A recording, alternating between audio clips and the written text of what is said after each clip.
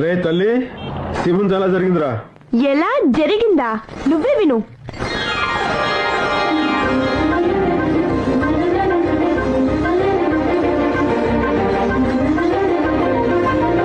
ఊరంతా వచ్చారు తెలుసా, నువ్వే పనుంది లీవ్ లేదు అని చెప్పి రాలేదు.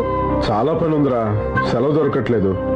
లేకపోతే రాకుండా ఉంటానని చెప్పు. పో అన్నయ్య, నేను నీతో మాట్లాడను. ఏంటి బావా, వరానికి ఏం ఇబ్బంది లేదుగా? ఇబ్బందా? అదేంటో వరాన్ని అడుగు. ఒకే ఒక ఇబ్బంది ఉందన్నయ్య. ఏంట్రా అది? ఇప్పుడు నీ చొక్కాలు నాకు పట్టట్లేదు. ఏ? నాకొక్కదానికే అయితే పర్వాలేదు, ఇప్పుడు నీ మేనల్లుడికి కూడా కలిపి వేయాలి కదా మరి.